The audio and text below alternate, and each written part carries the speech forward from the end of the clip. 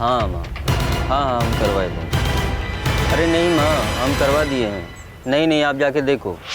हाँ नहीं आपको नहीं होगा। एक मिनट माँ। हेलो भाई साहब, आप ये हेलमेट पहन के बैंक के अंदर नहीं जा सकते। अगर आप यही 20,000 पर 36 महीने के लिए रखते थे। कौन? Move out. ये क्या? Move out, both of you. Come on, fast. I said move out. Come on, fast. अरे ये तुम क्या कर रहे हो? है? क्या कर रहे हो? अरे We only want the money. हम किसी की जान लेना नहीं चाहते, पर अगर मजबूर किया तो we'll shoot. सब मैनेजर से केबिन में। Come on. और कोई किसी चीज को छुएगा नहीं। सब अपने मोबाइल फोन उस टेबल पर रख दो। जैसा ये कहते हैं सभी लोग वैसे ही करेंगे। Come on, please cooperate. Come on, hurry up. Move. Come on, move. Wait. Move. Fast. सबने अपने मोबाइल फोन रख दिए। कोई ऐसा तो नहीं जिसे अपनी जान प्यारी ना हो। चलो move. Move. Come on.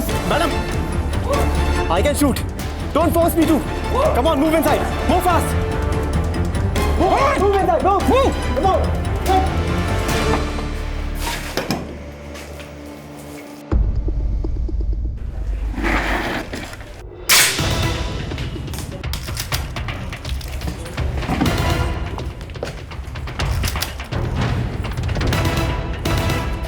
You and you.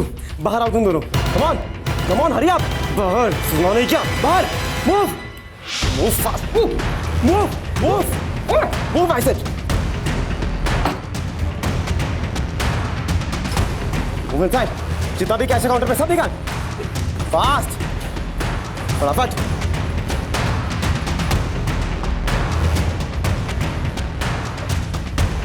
चलो। वापस चलो दोनों। Move.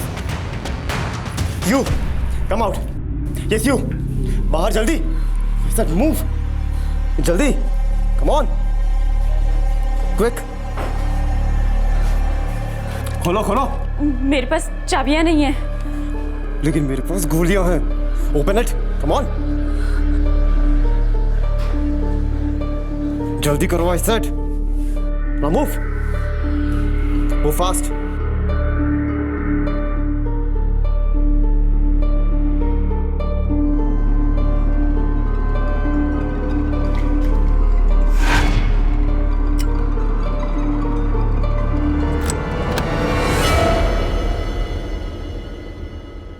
अंदर जल्दी। Move fast. खोलो। कैश बाहर निकालो। ढूंढना स्मार्ट। चाबी।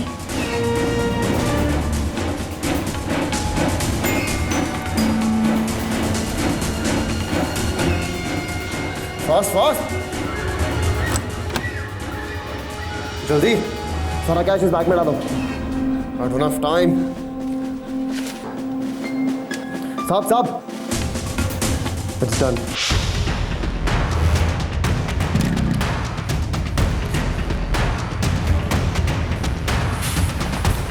Move.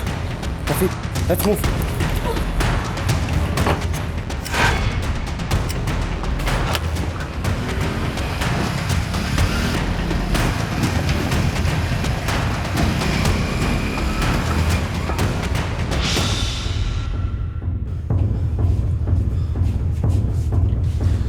लगता है चले गए।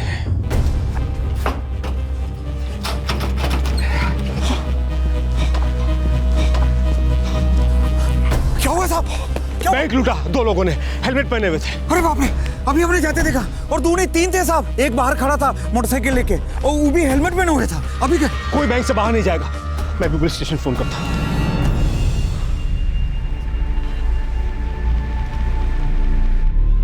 एक बैंक रॉबरी।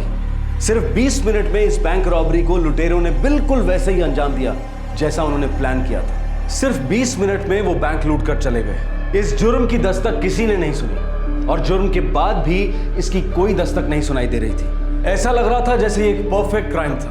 बिना किसी अड़चन के, बिना किसी रुकावट के इसे पूरा कर दिया गया। ऐसा कैसे हो सकता है कि दिन दहाड़े हुई इस लूट की दस्तक किसी ने भी नहीं सुनी?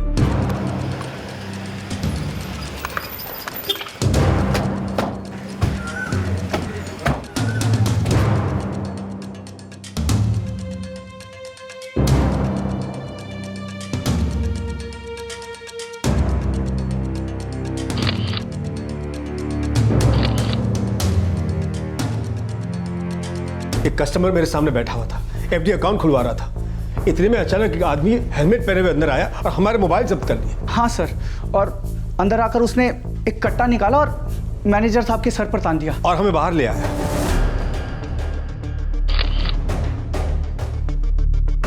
सब कुछ तो नहीं देख पाया सर, लेकिन इतना देखा कि दोनों में से किसी एक ने लाल शर्ट पहना था। पर अगर मजबूर किया तो वील शूट। सब मैनेजर से केबिन में, कम ऑन। और वो सारी सीसीटीवी कैमरास पे टेप लगा रहा था। सिक्योरिटी गार्ड हो तुम, राइफल दिया तुम्हें, और तुम्हारे यहाँ पे होते हुए 2 लोग हेलमेट पहनकर बैंक के अंदर घुसे कैसे? साहब पहला वाला कब अंदर चला गया हमको पता ही नहीं चला। अरे नहीं ना, आप नहीं समझते हैं ना। नहीं आप जाके देखो। कर क्या रहे थे तुम? साहब वो मोबाइल पे बात कर रहे थे, गांव से माँ का फोन आया था तो। माँ का फोन आया था? तुम्हारी माँ के फोन के चक्कर में बैंक की माँ की आंख हो गई, जानते हो तुम? और वो दूसरा, वो कैसे अंदर घुसा? साहब वो दूसरे वाले को हमने देखा, रोका और बोला हाँ माँ तू पता तो कर ले एक बार। 1 मिनट माँ। भाई साहब आप ये हेलमेट पहन के बैंक के अंदर नहीं जा सकते। अरे ये क्या कर रहे हो? क्या कर रहे हो? अरे क्या कर रहे हो तुम? साहब पलक भी नहीं झपकी और इतने में सब हो गया। सर वो लाल शर्ट वाला था ना, उसने मुझे और राम को बुलाया सर, और वो यहाँ कैश काउंटर पे ले आया। जी सर, और सारा कैश उसने बैग में डालने को कहा सर। कितना कैश था? ये सर 20 लाख के आसपास होगा सर।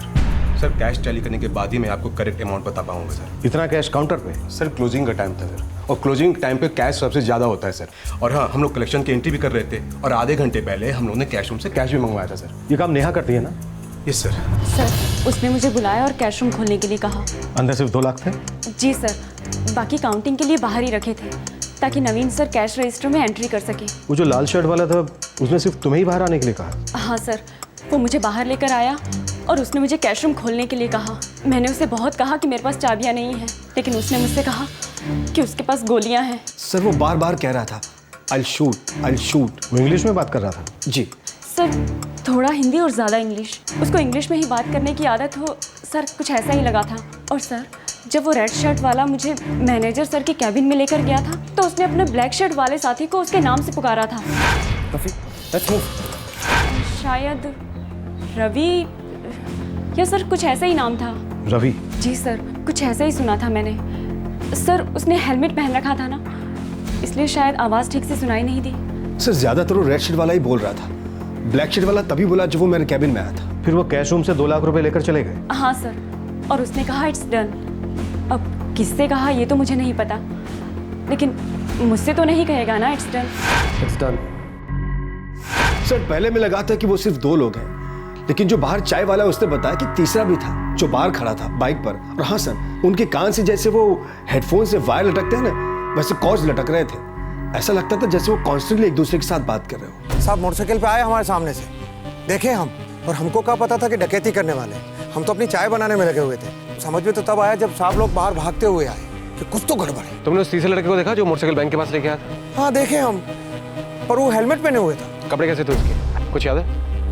गहरे नीले रंग का।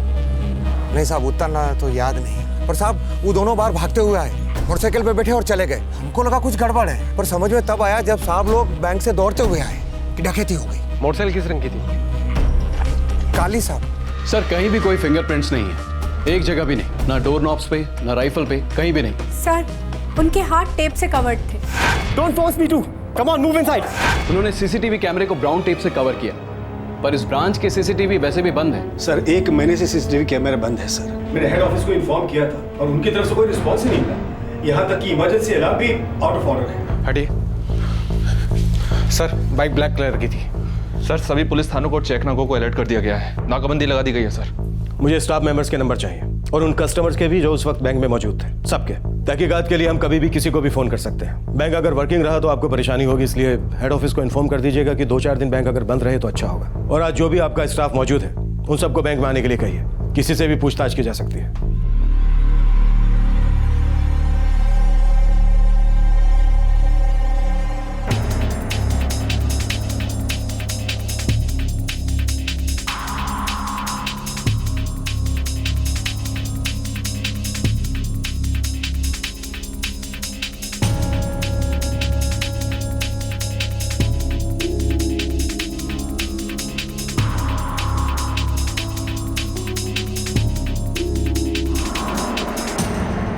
साहब हम लोगों को कुछ नहीं पता, हम लोग तो छोटे मोटे चोर हैं। ये बैंक लूटना हमारे बस का काम नहीं है साहब। रवि कौन है? उसके गैंग के बारे में कुछ पता है? सर हम नहीं जानते रवि कौन है। साहब बैंक लूट लिया बिना गोली चलाए, वो भी दिन दहाड़े साहब। सर कोई बाहर की गैंग होगी, एकदम नहीं, क्योंकि हमेशा वाली गैंग का काम हो ही नहीं सकता साहब ये। सर शहर में 13 जगह पे नाकाबंदी कर दी गई है। मुझे नहीं लगता वो इतनी जल्दी बिल से बाहर निकलेंगे। मोटरसाइकिल कहीं छोड़ दी होगी और छिप कर बैठे होंगे। सभी एरिया की पेट्रोलिंग टीम को अलर्ट कर दो। उन्होंने बाइक कहीं तो छोड़ी होगी। 20 मिनट, सिर्फ 20 मिनट में अपना काम पूरा किया और चले गए। जो किया एकदम परफेक्ट किया सर। बैंक में किसी भी कस्टमर को नहीं छुआ उन्होंने, एक को भी नहीं, 1 मिलीमीटर की भी गलती नहीं की उन्होंने। बैंक में भी उन लोगों को बुलाया जो कैश संभालते हैं। यू एंड यू, बाहर आओ तुम दोनों। You come out. बैंक का क्लोजिंग टाइम चुना जब कस्टमर कम होते हैं। बैंक की इमरजेंसी बेल और सीसीटीवी बंद था। अंदर का कोई आदमी हो सकता है, बैंक का कोई है जो इस प्लान में शामिल था। सर बैंक से पता चला है पूरे 25,30,000 लूटे गए। 25,30,000। जरूर बैंक से कोई इतना वाकिफ है कि जिनका कोई निशान पीछे नहीं छूटा। सर बैंक के हर एम्प्लॉय की जानकारी इकट्ठा करो, कोई भी डिटेल छूटनी नहीं चाहिए। सर प्रबल, वो तीनों आपस में बात कर रहे थे। जी सर। बैंक के आसपास जितने भी मोबाइल टावर हैं, 4 से 5 के बीच जितने भी कॉल्स हुए हैं, सबकी जानकारी इकट्ठा करो। Right sir. गोपाल सर। मुझे हर वो हिस्ट्री शीटर चाहिए जिसका नाम रवि, रंजीत, राणा, राका या रवि से मिलता जुलता है। सबकी जानकारी इकट्ठा करो। Yes sir. मूव। या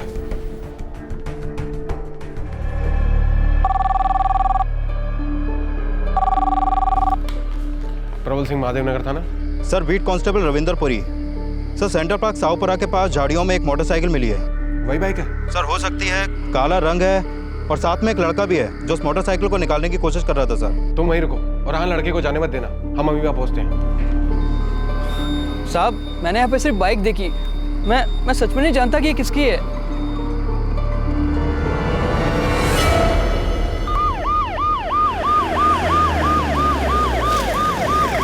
सर ये देखिए सर।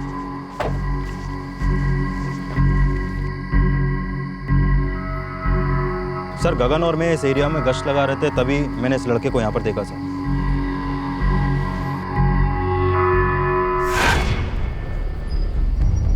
रुक रुक, उधर ले। अबे रोक रोक, साइड में ले। क्या बे, क्या कर रहा है इधर? हैं? क्या कर रहा है? बस सर कुछ नहीं, बाइक पड़ी हुई देखी तो देखने के लिए आ गया। अरे ये तो वही मोटरसाइकिल लगती है। एक काम करना, फोन मिला सिंह साहब को। पकड़। नाम क्या तेरा? अल्ताफ शेख। सर मैं कोचिंग क्लासेस से वापस आ रहा था, यहाँ पे मैंने बाइक देखी तो देखने चला आया।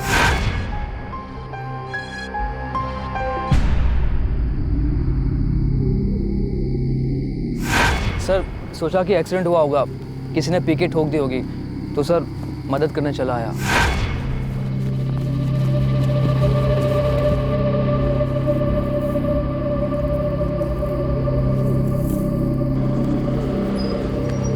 रुक रुक।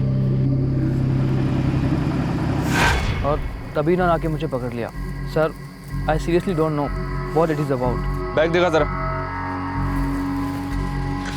कौन सी कोचिंग क्लास में पढ़ता है तू? एसपी सिंह इंजीनियरिंग क्लासेस, यहाँ से 15 मिनट की दूरी पे है। आई कार्ड दिखा।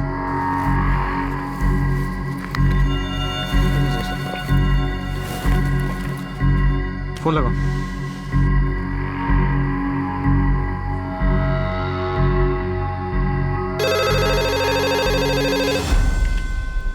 Hello, Singh classes.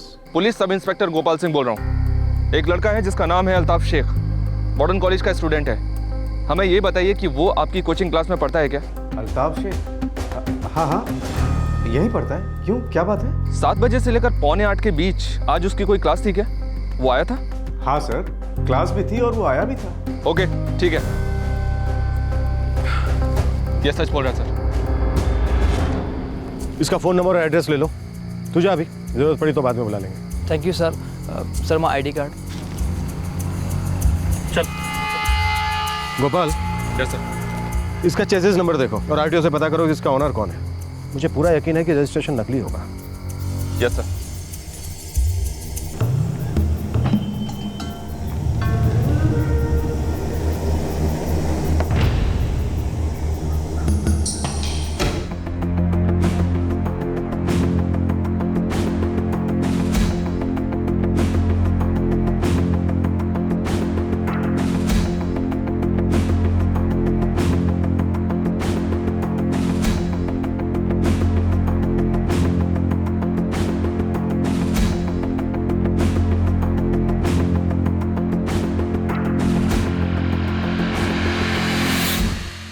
लुटेरे कौन थे और कैसे प्लान किया आपने इतना स्मूथ ऑपरेशन? अब कहना क्या चाहते हैं? वही जो अभी मैंने कहा और आपने सुना माथुर साहब। लुटेरे बैंक क्लोजिंग के टाइम पर आए, कैश काउंटर से 23 लाख रुपए लूटे। वो अच्छी तरह से जानते थे कि कौन क्या काम करता है। वो जानते थे कि इमरजेंसी अलार्म काम नहीं कर रहा है और सीसीटीवी बंद है। आप यहाँ के मैनेजर हैं माथुर साहब, आपसे बेहतर यहाँ के हालात और कौन जानता है? 16 साल से इस बैंक की सर्विस में हूँ सर, 16 साल। सिर्फ अपनी मेहनत और लगन से यहाँ तक पहुँचा हूँ। फॉर योर इन्फॉर्मेशन ऑफिसर, पिछले हफ्ते 52 लाख की कैश एंट्री हुई थी। मैंने खुद उसे मेन ब्रांच भिजवाया था और 3 दिन पहले 43 लाख का कलेक्शन था। उस दिन मैंने ही लोन डिसबर्समेंट करवाया। अगर मुझे अपनी ही ब्रांच लूटनी होती तो 2 मौके क्या बुरे थे? कल तक का इंतजार क्यों करता? ये तो आप ही बेहतर बता सकते हैं। सॉरी सर, अब गलत दरवाजे पर दस्तक दे रहे हैं, गलत आदमी पर उंगली उठा रहे हैं। इस जुर्म में ना मैं ना ही मेरे स्टाफ का कोई मेंबर शामिल है। यहाँ के हर एक स्टाफ को मैं पर्सनली जानता हूँ। I can vouch for that. Sir मेरे ख्याल से वो दोनों जवान लड़के ही होंगे और उनकी हाइट कुछ 5 फीट 9 इंच या 10 इंच के करीब थी। नेहा, तुमने ठीक से सुना था ना कि उनमें से किसी एक ने दूसरे को रवि नाम से पुकारा था? हाँ सर, रवि जैसा ही कुछ। सर उसने हेलमेट पहन रखा था ना, इसलिए मुझे आवाज़ ठीक से सुनाई नहीं दी। सर बंदे दुबले थे पर चुस्त थे, बहुत तेज भी। उनको एग्जैक्टली पता था कि करना क्या है। सर कुछ गड़बड़ है ये तभी पता चला जब दूसरा आदमी दरवाजा बंद कर रहा था और सिक्योरिटी गार्ड जोर जोर से चिल्लाने लगा, ये क्या हो रहा है भाई, ये क्या हो रहा है? अरे ये तुम क्या कर रहे हो? है? क्या कर रहे हो? अरे We only want the money. हम किसी की जान लेना नहीं चाहते। सर मैंने पहले वाले को तो अंदर आते हुए देखा ही नहीं था। मैंने तो उसे तब देखा जब माथुर साहब और कस्टमर बाहर आए और वो उनके पीछे था। सर अजीब लगता है, पहला लड़का इतनी आसानी से अंदर आ गया, गार्ड ने उसे देखा नहीं, रोका भी नहीं और हेलमेट था उसके चेहरे पर। और दूसरा लड़का आया तो उसने गार्ड को ही ताबे में ले लिया। साहब हमेशा ऐसी गलती नहीं होती, बस पहली बार ही। पहली और आखिरी बार। अब ये बता कि पहली बार गलती करने की कितनी कीमत मिली है तुझे? साहब आप ये कैसी बात कर रहे हो? हम बहुत ईमानदार आदमी हैं। साहब मैनेजर साहब बहुत ही शरीफ आदमी हैं। तुझे कितने पैसे मिले? साहब आप तो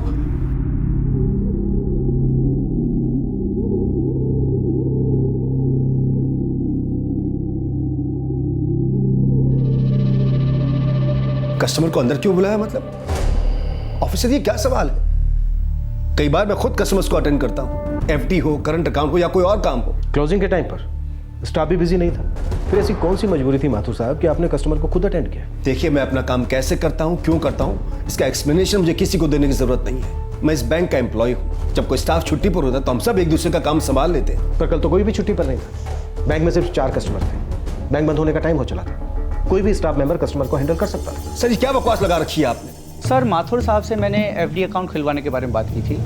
उन्होंने मुझे 30 तारीख की शाम को बुलाया, ये कहकर कि अगर मैं क्लोजिंग टाइम पर आया तो भीड़ भी कम होगी और वो मुझे अटेंड कर पाएंगे। सर बैंक के हर कर्मचारी का कॉल चेक करना जारी है, लेकिन अभी तक किसी पे भी शक की कोई गुंजाइश नहीं है। और सर वो रवि वाली बात, वो भी शायद हम लोगों को गुमराह करने के लिए की गई है। हो सकता है उस लड़के ने जानबूझकर ये नाम लिया हो ताकि हम रवि को ढूंढने में अपना वक्त बर्बाद करें। हर एरिया के हिस्ट्री शीटर से पूछताछ की है, लेकिन किसी को भी इस बैंक डकैती के बारे में कुछ पता नहीं है सर। मतलब ये उन लुटेरों का पहला जुर्म हो सकता है। पहले जुर्म में इतनी सफाई, यकीन नहीं होता है कि बैंक के किसी कर्मचारी की बिना मदद के 20 मिनट में उन्होंने वो सब कर दिखाया जिसकी कड़ी हम अभी तक नहीं ढूंढ पाए। गोपाल सर, बैंक स्टाफ की आपसी बातचीत पर नजर रखो। हो सकता है इसमें 2-3 लोग इन्वॉल्व हो। Yes sir.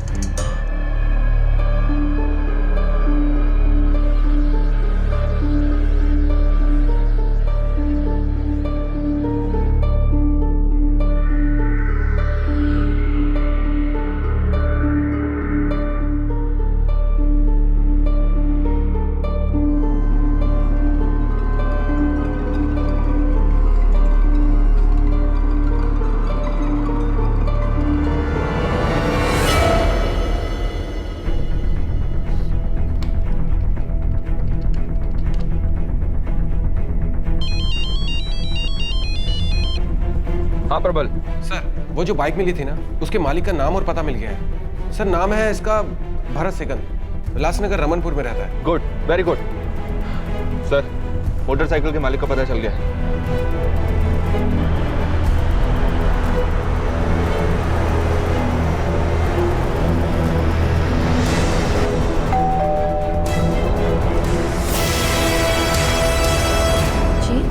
सेकंड। वो मेरा भाई है। कहाँ है वो? वो तो काम पे गया है। कहाँ काम करता है वो? उसका नंबर क्या है?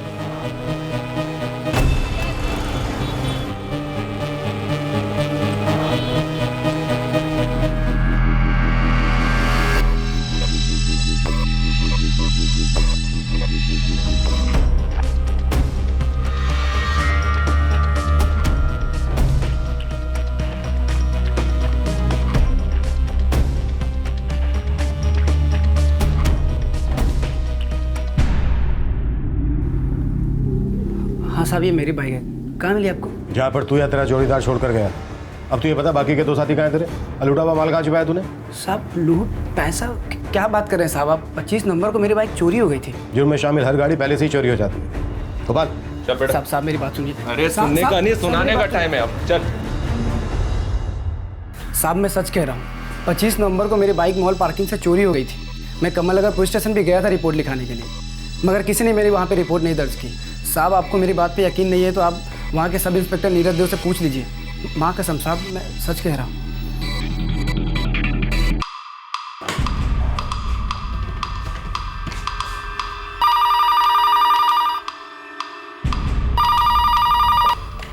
कमल नगर थाने से सब इंस्पेक्टर नीरज देव।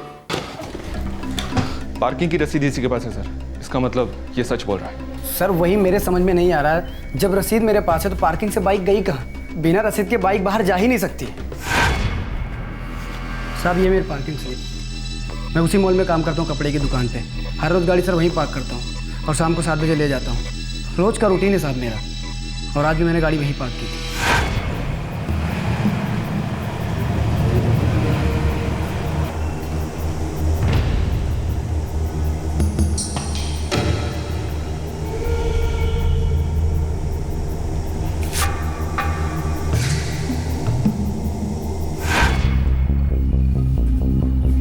पार्किंग स्लिप तुम्हारे पास है, तुम्हारी गाड़ी को कैसे ले जा सकता है? साहब वही तो मेरे समझ में नहीं आ रहा है कि बिना रसीद दिखाए मेरी बाइक बाहर कोई कैसे ले गई।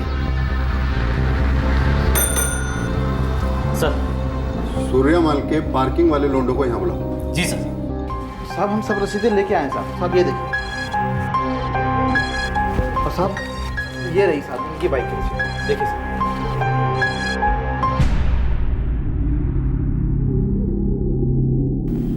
क्यों रे हीरो, तू होशियार तो नहीं बनना ना? चोरी करके बीमे का पैसा खाने का प्लानिंग तो नहीं ना तेरा?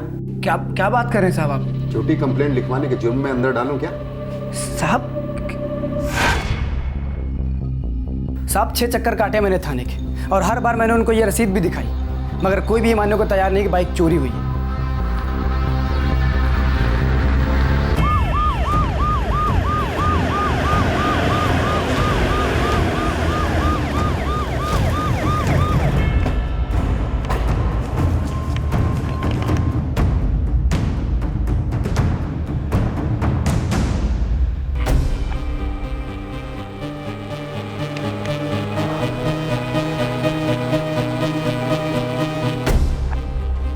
ड्यूटी पर कौन था जब इसकी बाइक गई?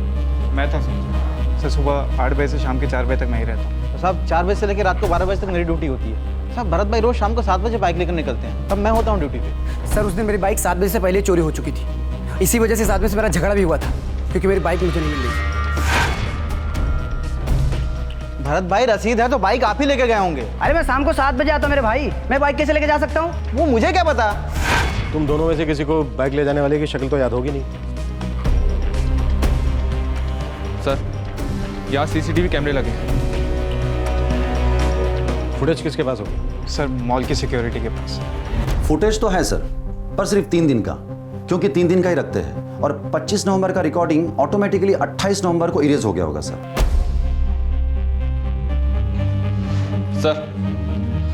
सर ये लड़का भरत जेन्युइन लगता है।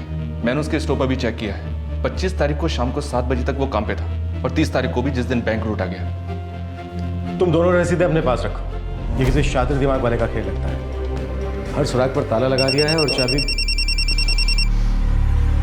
हाँ प्रबल। सर बैंक के आसपास के सभी सेल टावर से डेटा इकट्ठा कर लिया गया है, और सर 30 नवंबर को शाम 4 से 5 बजे करीब कुल 89,000 कॉल किए या रिसीव किए गए। ठीक है प्रबल, हम अभी पहुंचते हैं। 89,000 कॉल में से 3 नंबर्स को ढूंढना है। लोहे के चने चबाने जैसा है, लेकिन ढूंढ लेंगे ये पक्का है। हमें चैलेंज दिया है लड़कों ने। चलो ढूंढते हैं घास के बोरे में से सुई।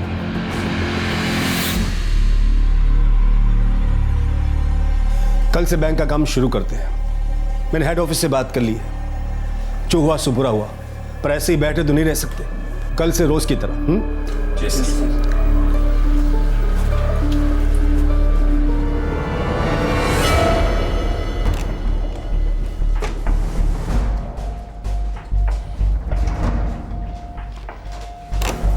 सर, ये है सारे फोन कॉल्स का data. Gopal sir, technical team से बद्री को बुलाओ। ऑलरेडी बुला लिया सर, कल सुबह पहुंच जाएगा। तो ठीक है, कल सुबह ही फोड़ते हैं उनका नाम करा लिया।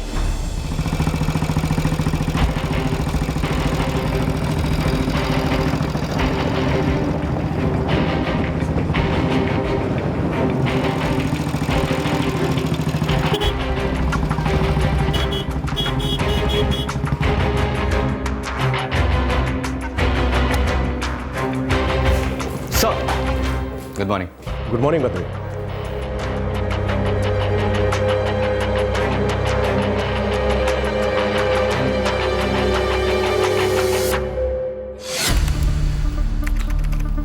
सर, आपने कहा कि पूरी रॉबरी 20 मिनट में हुई थी, मतलब 4:20 से 4:40 के बीच में।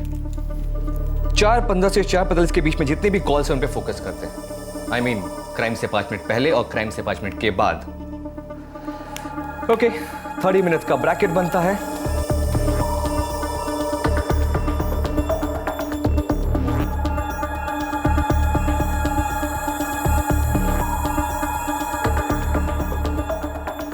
$43,000 कॉल्स ओनली। और इन 43,000 कॉल्स में ये 3 नंबर ऐसे हैं जो लगातार एक दूसरे के साथ टच में थे पूरे 20 मिनट्स।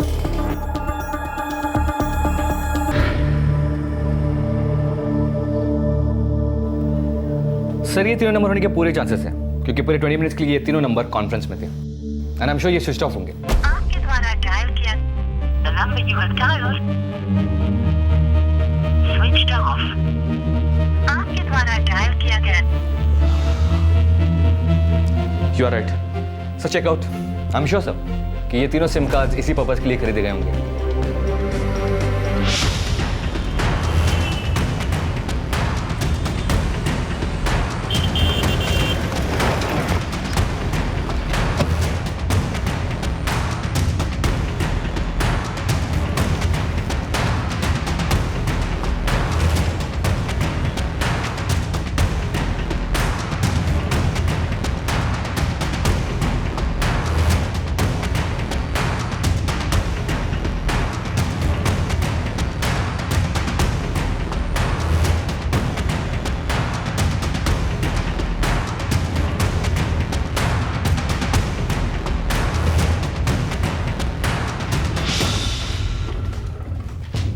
सर, ये सारे के सारे पते भी झूठे और नाम भी झूठे।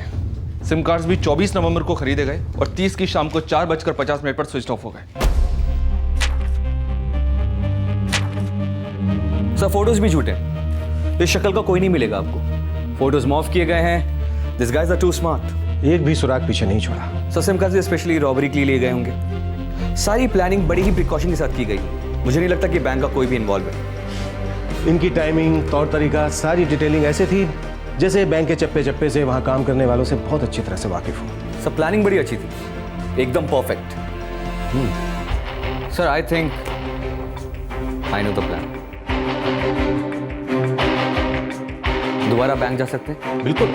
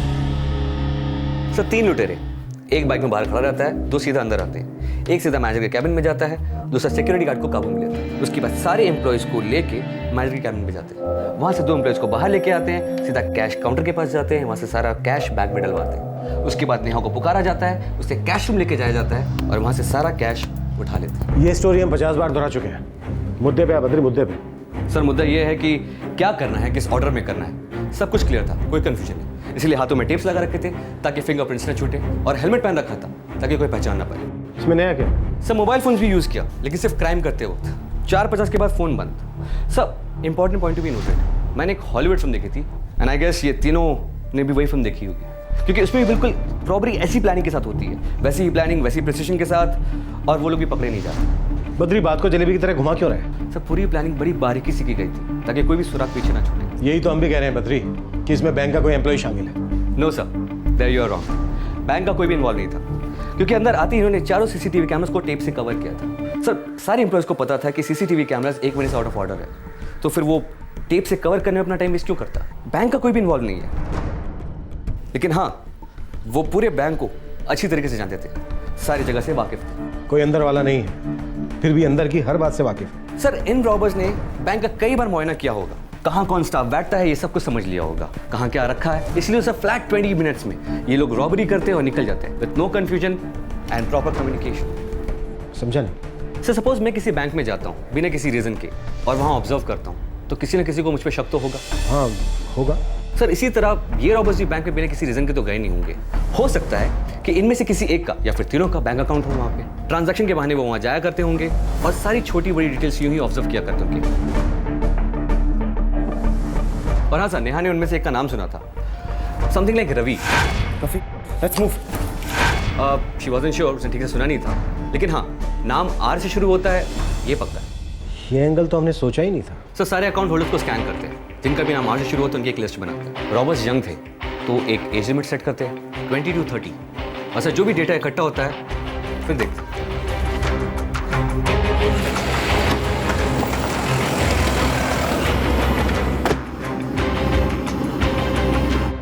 25,000 से ज्यादा अकाउंट होल्डर्स हैं। बहादुर साहब, आर से शुरू होने वाले हर अकाउंट होल्डर की डिटेल चाहिए हमें।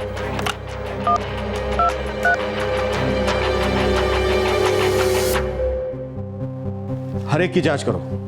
30 नवंबर को कहां थे, उनकी सेल लोकेशन क्या थी, हर छोटी बड़ी जानकारी हमारे लिए इंपॉर्टेंट है।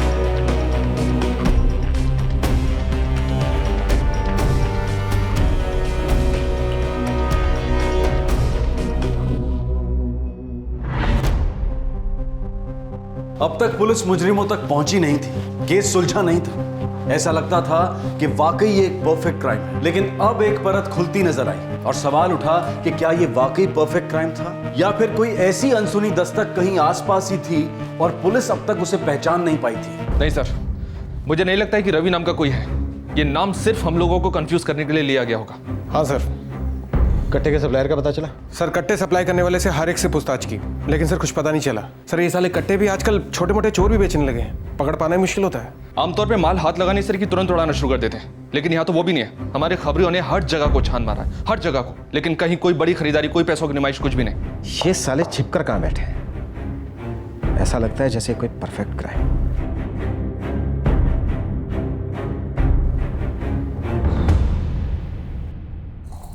आदमी जितनी देर में चाय सुड़ के हमारी दुकान से जाता है उतनी देर में बैंक लूट के चले। हाँ यार, पुलिस वाले भी परेशान हैं, अब तक कुछ हाथ नहीं लगा। ऐसा तो सिर्फ फिल्मों में ही होता है।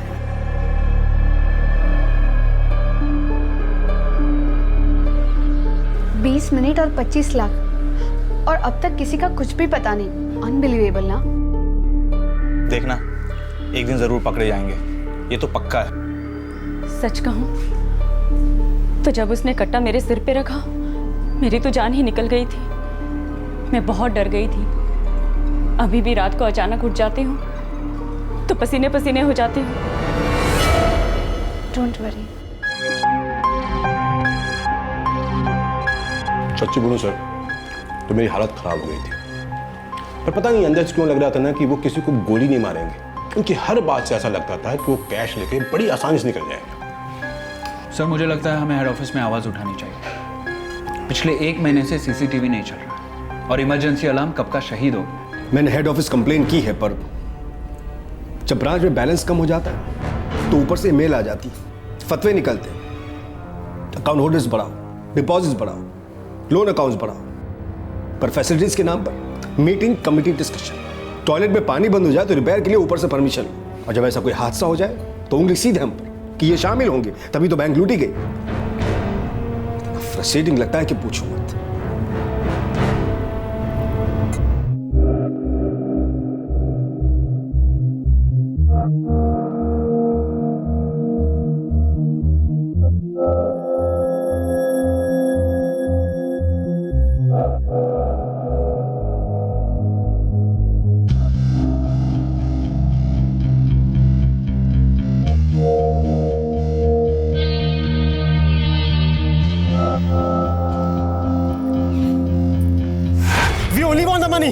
हम किसी की जान लेना नहीं चाहते, पर अगर मजबूर किया तो we'll shoot.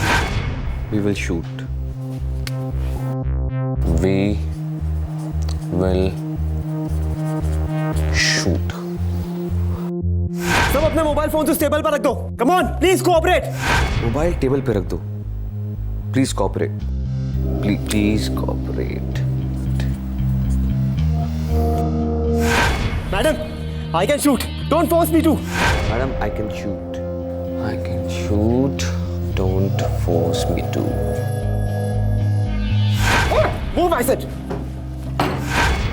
Move. You, come out. Come out. Don't act smart. Don't act smart. It's done. It's done. We will shoot. Please cooperate. Don't act smart. It's done. Come out. Move. Move.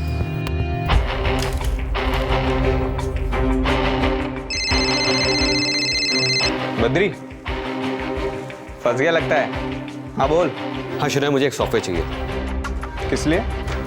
Word sort out करने के लिए। Case क्या है? तू लेकर आ, बाद में बात करते। ठीक है बॉस।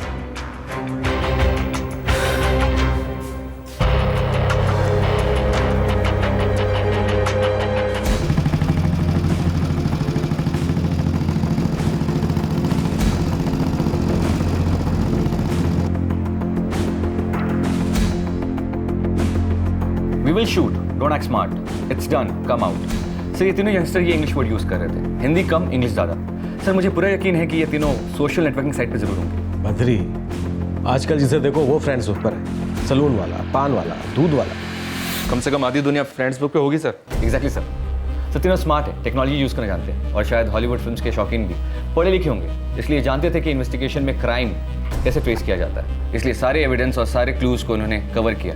लेकिन आपस में कम्युनिकेट करने के लिए इन्होंने फेसबुक का सहारा जरूर लिया होगा, और सर सर्च करने पे कुछ ना कुछ कम्युनिकेशन इनके वॉल पे जरूर मिलेगा। समंदर में से पानी की बूंद ढूंढने की बात कर रहे हो तो? सर कोशिश करने में क्या जाता है? अरे बद्री, लेकिन लाखों लोगों में से तुम कानपुर के इन 3 मच्छरों को ढूंढोगे कैसे?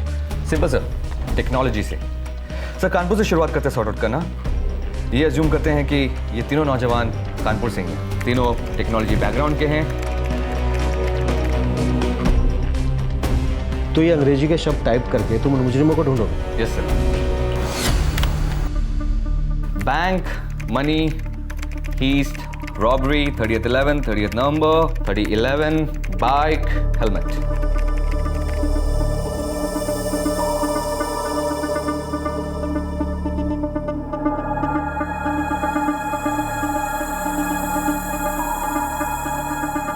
सर टोटल 35 फेसबुक यूजर्स हैं कानपुर के, उम्र 21 साल से 35 साल, जिनके स्टेटस अपडेट में मुझे ये सारे वर्ड्स मिले हैं। अब सर्च और डायरेक्ट डाउन करते हैं। Bank, robbery, 30th number, bike, helmet लीजिए सर। समुद्र से 2 बूंद हाथ आ गई। 2 यूजर्स हैं जिनमें से एक का स्टेटस अपडेट 25 नवंबर को है, बाइक स्पॉटेड। गिरीश राठी, उम्र 22 साल, इंजीनियरिंग स्टूडेंट। कुंडली निकालो इसकी। ओके सर, फोन नंबर है 444-120-901। एड्रेस है निजामगंज एरिया। बूंद यही है ना? कहीं ऐसा तो नहीं कि हम लोग गलत जगह जाकर दरवाजा खटखटा रहे हैं? गोपाल, अभी तक हम अंधी गलियों में चक्कर लगा रहे थे, इस गली में भी जाकर देख लेते हैं। इस नंबर की, इस एड्रेस की सारी डिटेल निकालो। Yes sir. सर मेरी गट फीलिंग कहती है कि ये गली अंधी नहीं है।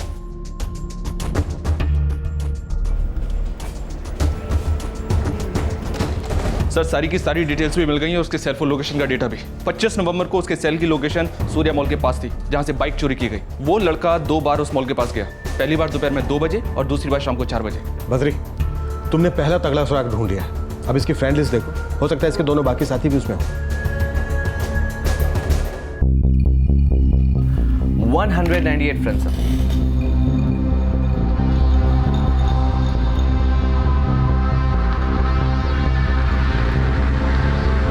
रुको रुको बद्री, बैक करो बैक करो। ये तो वही अल्ताफ शेख। सर अल्ताफ शेख। सर मैं कोचिंग क्लासेस से वापस आ रहा था, यहाँ पे मैंने बाइक देखी तो देखने चला आया। इसकी तो ये लौंडा तो हमारे पहले दिन हाथ लग गया, फिसल गया। ये भी शामिल है। इंजीनियरिंग स्टूडेंट है सर। सर मैंने कहा था टेक्स है। कौन सी कोचिंग क्लास जाता है? Singh coaching class. उठा लो साले को वहीं से। गिरीश राठी और अल्ताफ शेख से शुरुआत करते हैं।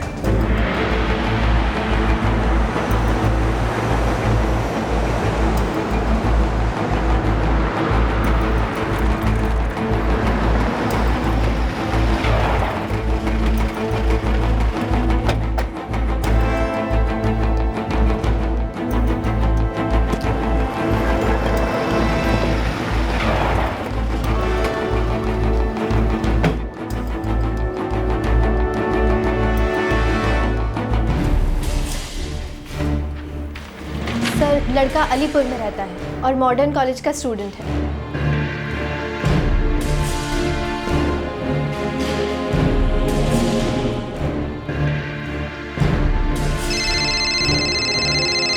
सर कबल अल्ताफ रफीक शेख, इस नाम को देखो जरा। रवि रफीक जैसा ही सुनाई देगा ना? Rafiq, let's move. हो सकता है वो उसको रफीक नाम से बुलाते हो। हो सकता है सर, क्योंकि गिरीश राठी के नाम से तो कोई अकाउंट है नहीं बैंक में।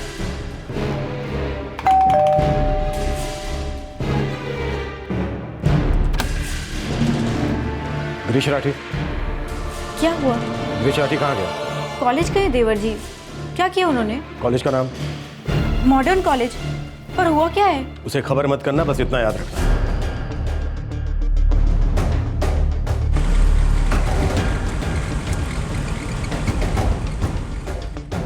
सर अल्ताफ भी मॉडर्न कॉलेज ऑफ इंजीनियरिंग में ही पढ़ता है। गौरव, मैं उन दोनों को कॉलेज में ढूंढता हूँ, तुम अलीपुर जाओ। अल्ताफ अगर कॉलेज में नहीं मिला तो घर पर जरूर होगा।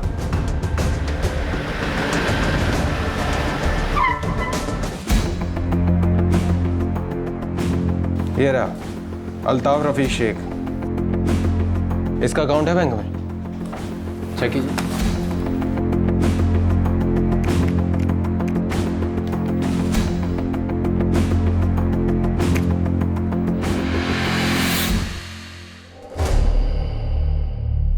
जनवरी 2012 में अकाउंट खोला था, लेकिन ट्रांजैक्शंस बहुत कम है। शायद यही वजह थी अकाउंट ओपन करने की।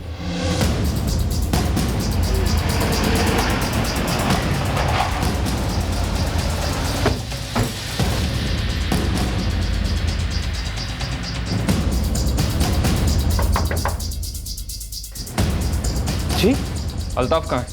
घर पे नहीं हूँ। कहाँ गया है? अल्ताफ का कुछ पता नहीं है सर, और बहुत दिनों से अल्ताफ मेरे कांटेक्ट में भी नहीं है। लगभग 10 दिनों से अल्ताफ कॉलेज भी नहीं आया है। वो भी गिरीश के साथ बैंक रॉबरी में शामिल था। Oh my God, I can't believe this. My students can. No sir, I am not involved. मैंने कुछ नहीं किया। बेटा तेरा स्टेटस हमारी साइट पे अपलोड हो चुका है, अब ज्यादा होशियार मत कर, हमें इसे पूछताछ के लिए ले जाना होगा। Okay sir please help me sir. पता नहीं कहाँ गया वो। सब 10 दिन हो गए, फोन भी बंद है उसका। मैं खुद परेशान हूँ। अगर आप लोग अल्ताफ के बारे में कुछ भी छिपाएंगे तो बहुत महंगा पड़ेगा। उसका पता मिलते ही सबसे पहले आप लोग हमें खबर करेंगे।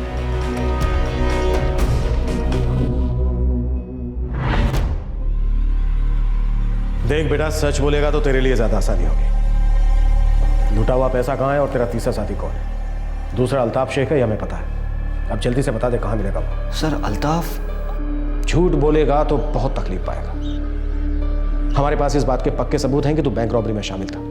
अब स्मार्ट बनने की कोशिश की ना तो तू गया काम से।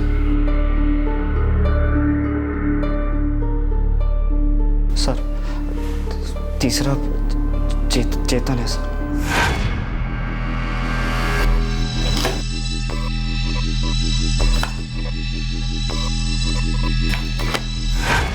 चेतन कौन है, कहाँ है?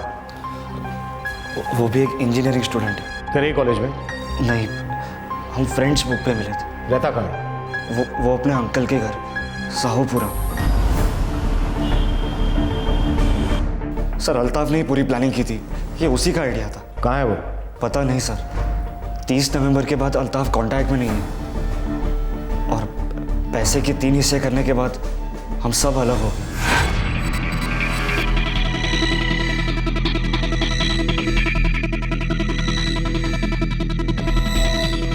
लिसन गाइस, मामला ठंडा होने तक कोई भी किसी से नहीं मिलेगा। No messages, no communication. कम से कम 2 महीने तक कोई भी किसी से टच में रहेगा। Got it? अरे पर बाइक का क्या? डोंट वरी, बाइक को मैं ठिकाने लगा दूंगा। अल्ताफ ने डिसाइड किया कि वो बाइक जला देगा। वो बाइक जला नहीं आया था, तभी हमारे हाथ लग गया था पर फिसल गया। तभी उसका टैटुआ पकड़ दिया होता तो सब गल देता। उसे क्या लगा कि वो महीने भर छिपकर बैठेगा, हमारे हाथ नहीं लगेगा?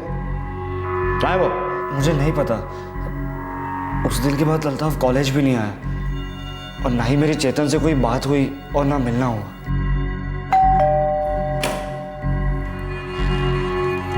जी चेतन चौबे, क्या काम है?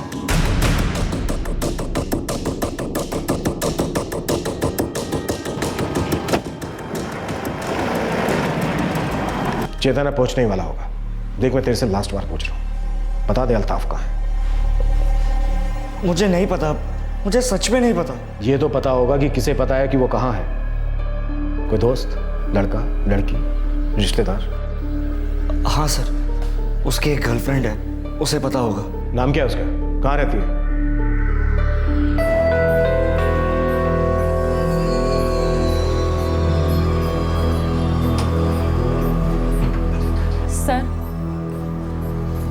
सर, पुलिस को कुछ पता चला कि वो लोग कौन थे? हाँ, कुछ तो पता चला है। शायद हमारी बैंक का कोई अकाउंट होल्डर है।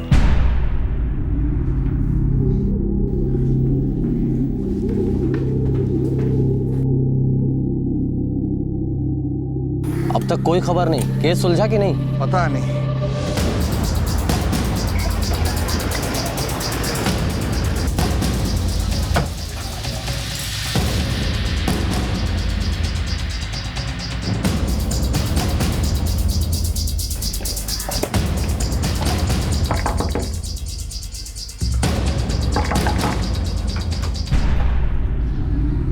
नरगिस खान जी, आपको हमारे साथ चलना होगा।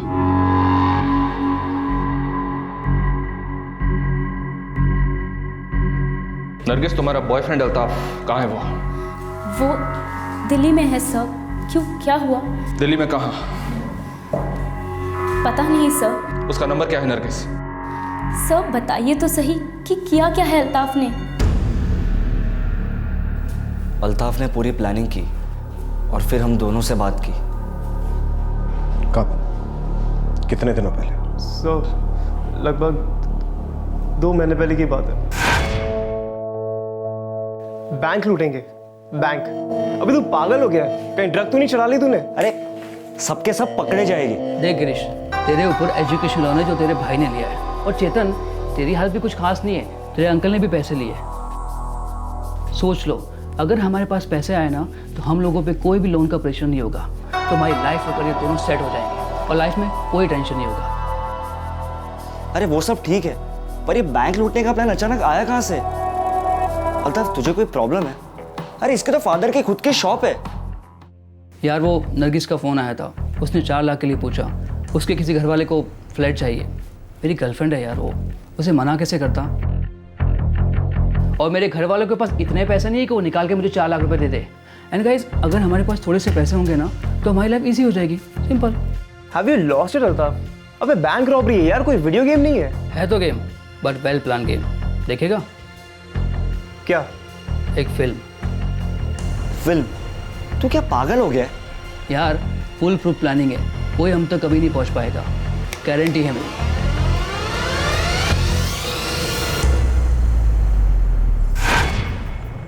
और तुम लोग उसके फुल प्रूफ प्लान में शामिल हो गए। ये भी नहीं सोचा कि पिक्चर का दी एंड होता है, असल जिंदगी में नहीं।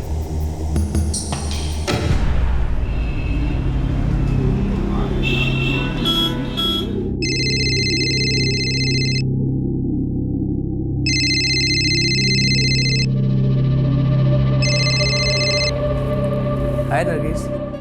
तुम वापस कब आ रहे हो अल्ताफ? बस आ जाऊंगा जल्दी। क्यों, क्या हुआ? अल्ताफ, वो कुछ प्रॉब्लम हो गई है। प्रॉब्लम? तुम्हें 4 लाख तो दिए ना मैंने। नहीं, पैसों की बात नहीं है, कुछ और बात है अल्ताफ। देखो नरगिस, साफ साफ बताओ हुआ क्या है। वो अल्ताफ, अब्बा मेरे लिए लड़का देख रहे हैं। मैं उनसे कितने दिन छुपाती, इसलिए मैंने उनको बोल दिया कि मैं तुमसे प्यार करती हूँ। वो तुम्हें फ़ौरन मिलना चाहते हैं। प्लीज़ एक बार आके मिल लो उनसे। नरगिस, तुम टेंशन मत लो, मैं कल तक आ जाऊंगा। Okay, bye.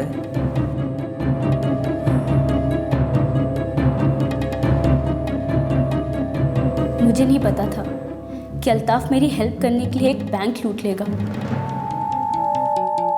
अल्ताफ और मैंने एक हफ्ते पहले ही बैंक को ऑब्जर्व किया था।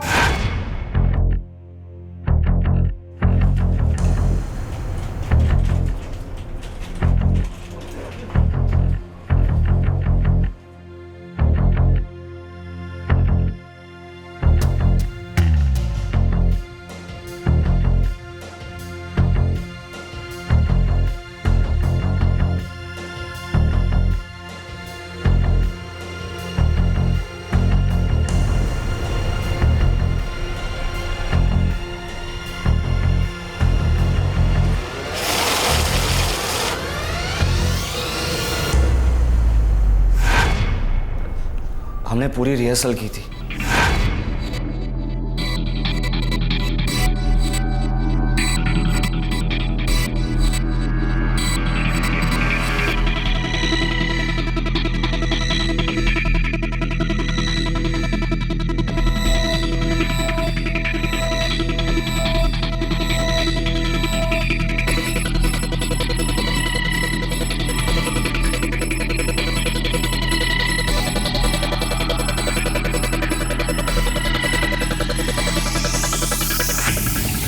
अल्ताफ कट्टे लेकर आया। उसकी कोई पहचान वाला था। उसके कजिन का किसी के साथ लफड़ा हुआ था और तभी उसकी किसी के साथ पहचान हुई थी।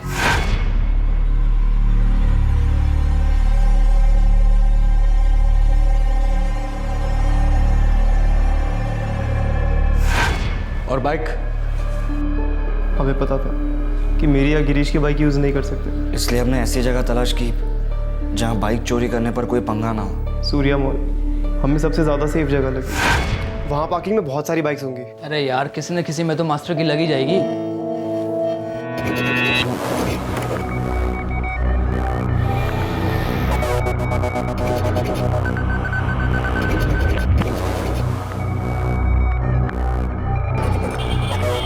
कितना टाइम लगेगा और? बस 5 मिनट।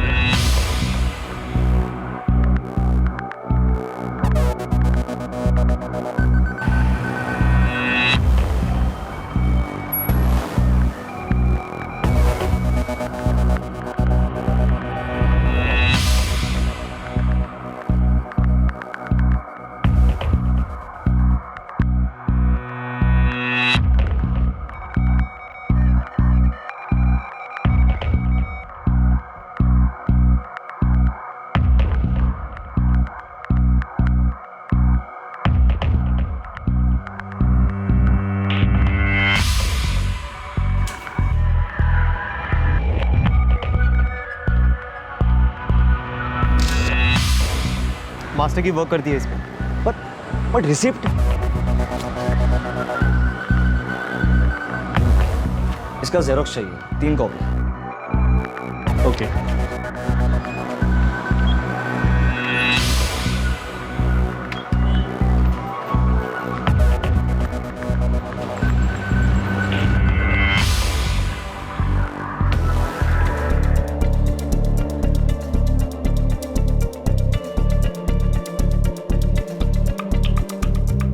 एकदम ध्यान से, सेम टू सेम हैंडराइटिंग, ठीक है?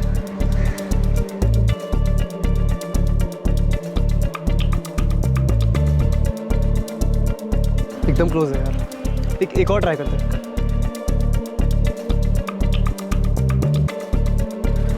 परफेक्ट। मेरी बाइक से 4 बाइक पहले।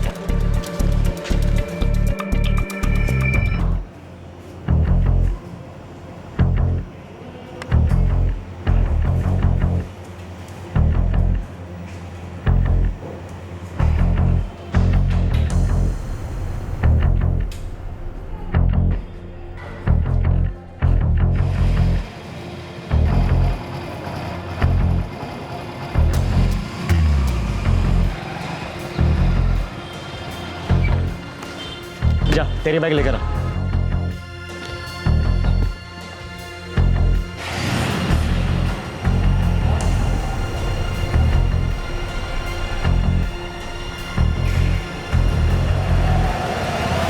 मैं बाइक लेकर बैंक के बाहर खड़ा था और मैं और अल्ताफ अंदर गए थे।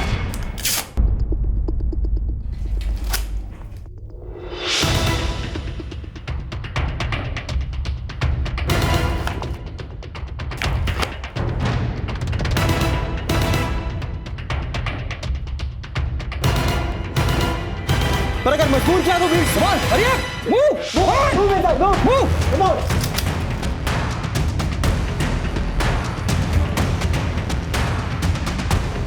सारा कैश इस बैग में डालो।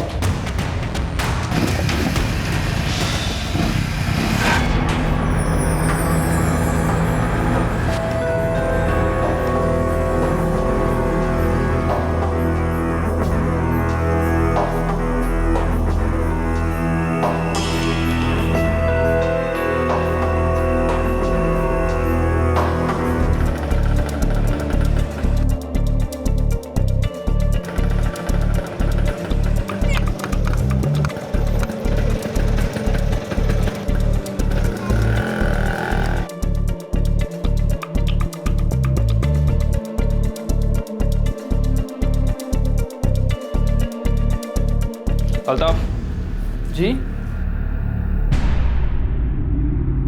बैग देखा जरा। कौन सी कोचिंग क्लास में पढ़ता है तू?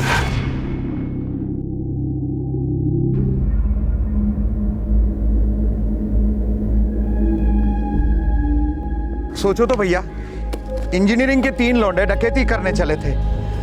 क्या जमाना आ गया है।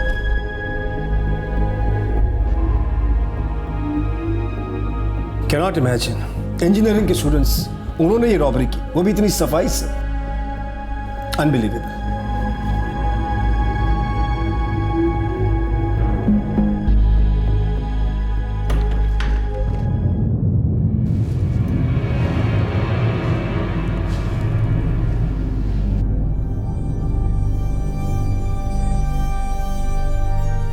तेरे पास दिमाग है, तेज दिमाग, ब्रिलियंट स्टूडेंट होगा। ये कहाँ फंस गया था? अगर यही दिमाग तू किसी अच्छी जगह पर लगाता तो तेरी लाइफ बन जाती। तूने ये कैसे सोच लिया कि जो टेक्नोलॉजी तू यूज कर सकता है वो हम नहीं कर सकते? जो फिल्म तूने देखी है वो हमें से भी तो किसने देखी होगी, ये नहीं सोचा? अब मैसेज में क्या लिखेगा? It's done, Robert reported. बेटा अब तो तेरी लग गई।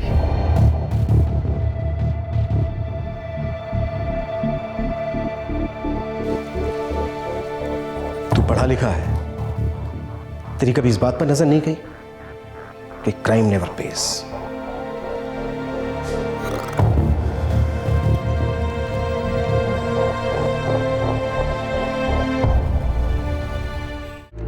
हम बहुत गरीब लोग हैं, हम मेहनत और मजदूरी करते हैं, लेकिन फिर भी 2 टाइम का खाना नसीब नहीं हो पाता। मेरी अम्मी, अब्बू, बड़ा भाई दिन भर धूप में बहुत मेहनत करते, लेकिन फिर भी हमारी हालत वही की वही है। एफडीआई से रोजगार बढ़ेंगे, हमारी इकोनॉमी को फायदा होगा, उद्योग पनपेंगे फलेंगे। देखिए 2014 में फिर हंग पार्लियामेंट होगी, किसी को पूर्ण बहुमत नहीं होगा, आगे कोलिशन धर्म ही और मजबूत होगा। इसलिए जो भी ऐसी सरकार का नेतृत्व करेगा उसकी छवि एक धर्मनिरपेक्ष नेता की होना जरूरी है। सी एड्स ने हमेशा औरत को एक ऑब्जेक्ट की तरह ट्रीट किया है, हमेशा as if she is an object of desire only. Safety pin से लेके हवाई जहाज तक के हर एक एडवर्टाइजमेंट उठाकर देख लीजिए। हमने हमेशा हर वक्त सरकार से कड़े कदम उठाने की मांग की है। देश और समाज में महिला की अस्मिता के लिए हम हमेशा प्रयासरत रहे हैं। We are looking at the mid segment whose purchase power has phenomenally increased in the last 10 years. Our luxury car segment remains strong, but we would like to hit the small car segment as well. देश का भविष्य अगर कहीं छिपा है तो छिपा है युवा शक्ति में। आज का युवा तय करेगा कि देश में कैसी राजनीति हो, और वो युवा हमारे साथ। Look at the population. Look at the population. जरा हमारी जनसंख्या का अंदाजा लगाइए, उसके सामने पुलिस फोर्स की गिनती कीजिए, ये सही अनुपात नहीं है। India is a growing country, तेजी से ग्रो कर रहा है, इकोनॉमिकली पावरफुल होता जा रहा है। आज हम किसी भी देश के साथ मुकाबला कर सकते हैं। GDP, social media, the upper middle class, Facebook के आइटम नंबर्स, यूथ का योग, इकोनॉमिकली सेक्सिस्ट। आप सुनने की गलत बात। सर आप मेरी बात कुछ आप करके भी। Can I say something? क्यों आप बीच में डिस्टर्ब कर रहे हैं? आखिर बात तो समझिए मेरी। मैं हमेशा से सिर्फ यही चाहती थी कि अपने परिवार के लिए कुछ कर पाऊँ, अपने परिवार की हालत ठीक कर पाऊँ। मैं तो अपनी जिंदगी अच्छी करने निकली थी, पर मुझे क्या पता कि मैं यहाँ पहुँच जाऊंगी।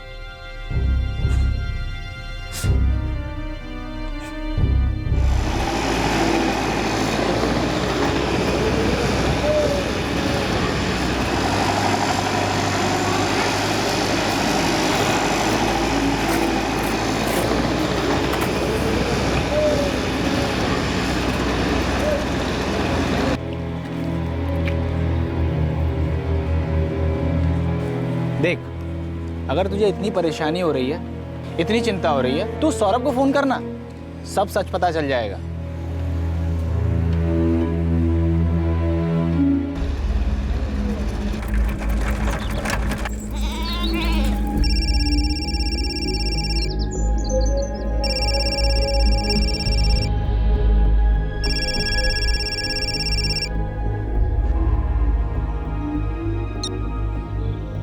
हेलो, सौरभ बोल रहे हैं? हाँ बोल रहा हूँ। आप कौन?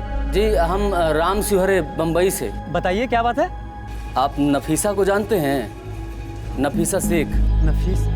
हाँ मैं जानता हूँ, वो दीवापुर वाली ना। मैं 2 साल पहले वहीं रहता था, हमारी पड़ोसी थी वो, लियाकत भाई की बेटी।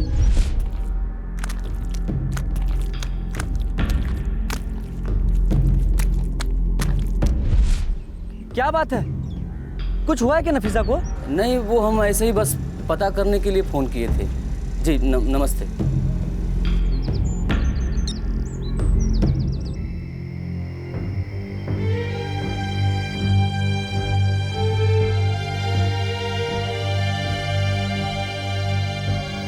तू क्यों उस लड़की की फिक्र में मरा जा रहा है?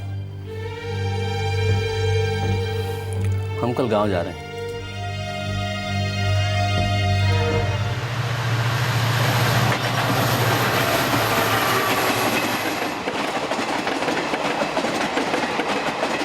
राम, बिहार से मुंबई आया एक मजदूर वापस अपने गांव जा रहा था। 19 साल की एक लड़की नफीसा के लिए फिक्रमंद। उसने नफीसा की दुर्दशा की दस्तक सुन ली थी और वो इसी उधेड़बुन में था कि उसकी मदद कैसे की जाए।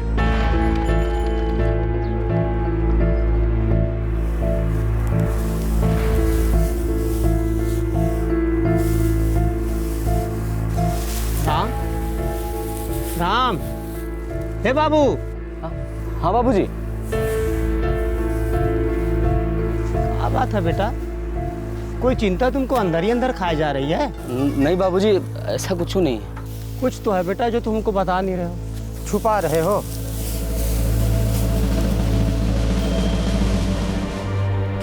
पच्चीस का हो गया हमार बेटवा। एगो अच्छी सी लड़की देखकर अब इसका ब्याह कर दीजिए। बम्बई में न जाने कहाँ उल्टा सीधा खाता होगा बचवा। देखिए तो कितना दुबला हो गया हमार बेटा। क्या बात है, बता भी दे। कुछ लड़की वड़की का चक्कर है का? हिचकिचाहट हो रहा है कहने में। शर्म आ रहा है हमको बाबूजी कि हम कोनो गलत तो नहीं कर दिए तुमने? बाबूजी बम्बई अनजान शहर है, हम अकेले रहते हैं वहाँ, तो हमारा मन किया तो हम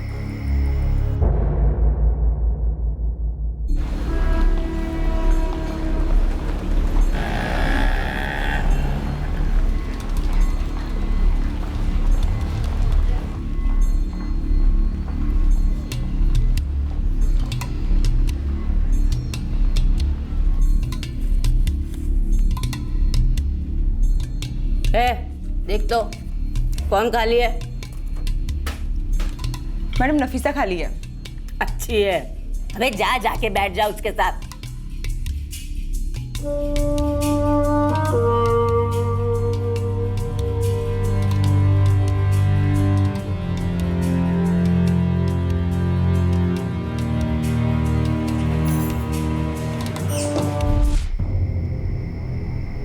तो तुम इस नफीसा के चक्कर में परेशान हो? समझ नहीं आता क्या कहें तुम्हें। तुमने तो हमें शर्मिंदा कर दिया। तुम शहर में क्या बाजारू लड़कियों के पास जाते थे? अब कुछ कहने की जरूरत नहीं है, हम सब समझ गए। तो तुम क्या इस नफीसा के प्यार व्यार में पड़ गए हो? अरे नहीं नहीं बाबूजी, हमको गलत मत समझिए। हम कोई प्यार व्यार नहीं करते हैं उससे, और ना ही शादी करना चाहते हैं। फिर क्या बात है? वो बाबूजी, हम उसके पास कई बार गए, महीना में कुछ 15 दिन। अब बाबूजी हम मुंबई में अकेले रहते हैं और वहाँ रह के आप लोगों का हर रोज़ बहुत याद आता है। पूरा दिन दोपहर में काम करके पक जाते हैं। अब जब हम नफीसा के पास गए तो हमको अच्छा लगा, उसके साथ खुशी मिलने लगी हमको। क्या कहना चाह रहे हो? हमारे समझ नहीं आ रहा कुछ। नफीसा बहुत अच्छी लड़की है बाबूजी, वो बिल्कुल वैसी नहीं जैसा उसे बना दिया गया है। उसके साथ तो बड़ा ज़बरदस्ती हुआ है।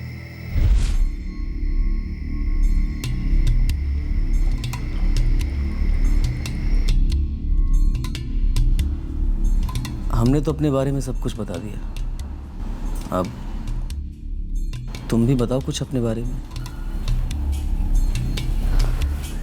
विश्वास नहीं करती मैं किसी पे, और करना भी नहीं चाहती। अब नहीं मानती कि ये बाहर की दुनिया भी मेरे लिए बनी है।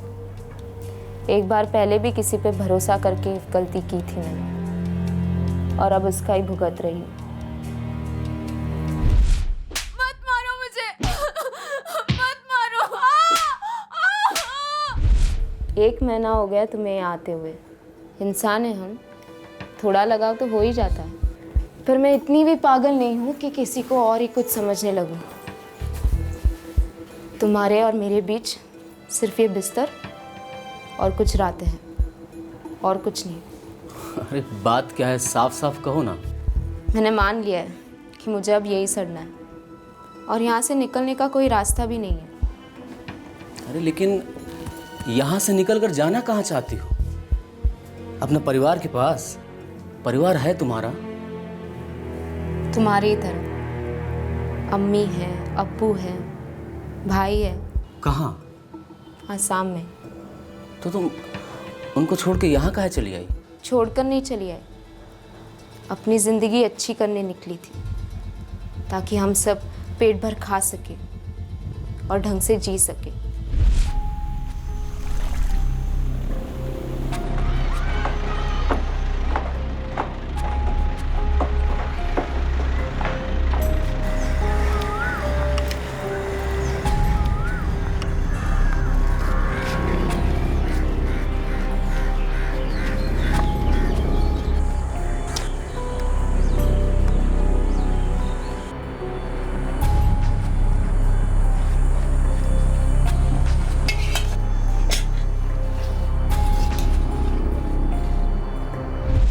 हम सब काम करते थे, पर इतना भी नहीं कमा पाते कि सब पेट भर कर खा सके। कोई उम्मीद नहीं थी। तुम यहाँ कैसे पहुंची? अरे चल तो सही नफीसा, मैं तेरी लाइफ बना दूंगा। बता, यहाँ पे रखा ही क्या है, और ऐसी नरक जैसी जिंदगी जीने से क्या फायदा नफीसा? ऐसे अम्मी अब्बू को छोड़कर जाने में मुझे बहुत डर लग रहा है। तुम लोग रोज तो मर ही रहे हो ना, डर के ही सही एक बार तो जी लो।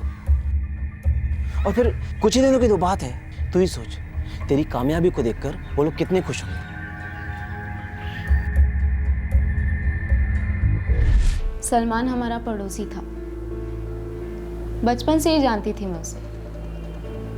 वो हमेशा गांव के बाहर शहर में पैसे कमाने जाता, बहुत पैसे कमाता और अच्छे ढंग से रहता था। वो प्यार करता था तुमसे?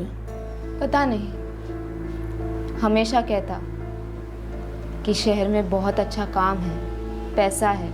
मैंने भी मुंबई के बारे में बहुत सुना था, सब बोलते थे कि मुंबई बहुत बड़ा है। अच्छा, तो सलमान तुमको यहाँ लेकर आया था? हाँ, लेकिन उसने किसी को भी बताने से मना कर दिया था। अप्रैल 2010 की बात है, वो पहले निकल गया था।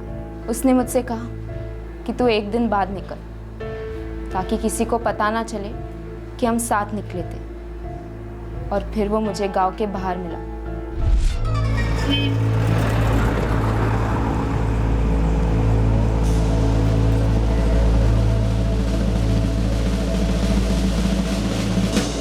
किसी को बताया तो नहीं। चले फिर। हाँ।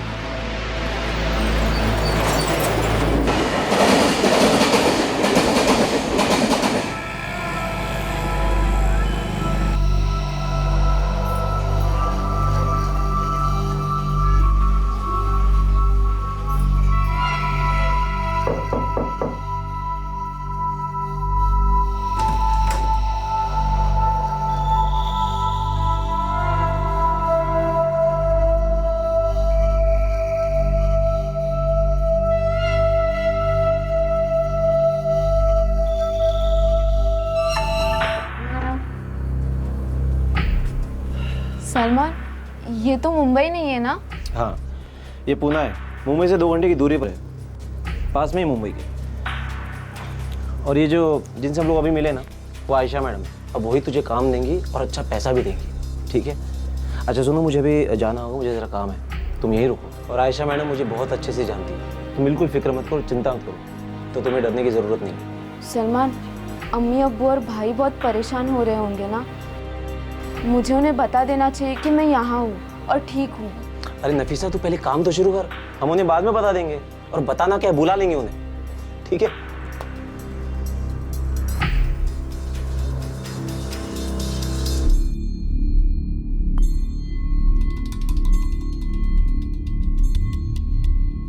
नफीसा, काम आज से ही शुरू होगा, ठीक है? ठीक है मैडम, पर मुझे कहाँ जाना होगा काम के लिए? कहीं जाने की ज़रूरत नहीं है, यहीं बैठे बैठे हो जाएगा काम।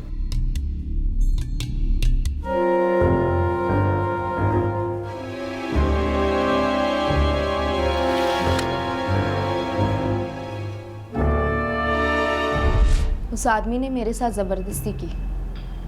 मैं चीखी, चिल्लाई, रोई, कुछ फ़ायदा नहीं हुआ।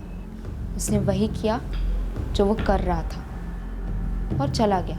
बाद में आयशा मैडम ने कहा कि सलमान ने मुझे 30,000 में बेच दिया है और वो मुझे ये काम दिलवा के गया। बस तब से मैं यही कर रही हूँ। मैं चीखती, चिल्लाती, रोती, फिर लगा कि किसी और को दोष क्यों दूँ।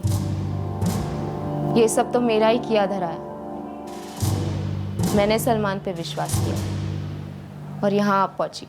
मैंने कई लोगों से बात करने की कोशिश की जो मेरे पास आते थे, उनसे मदद मांगी। फिर अगले ही दिन आयशा मैडम के आदमी मुझे खूब पीटते, मारते, मेरी जान निकल जाती थी। बहुत दर्द होता था, सहन नहीं कर पाती थी।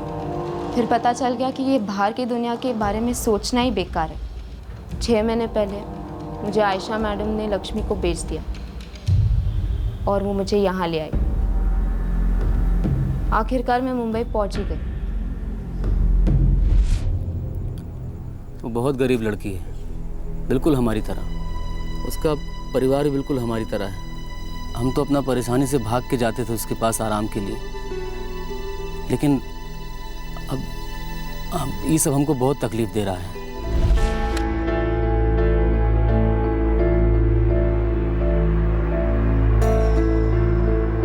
मैं दीबापुर आसाम की हूँ। तुमने अपने अम्मी, अब्बू, भाई किसी को फ़ोन करके बताया?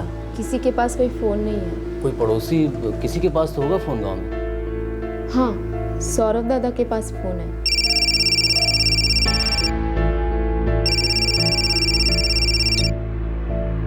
हेलो। ये सब कुछ 1 महीना पहले की बात है।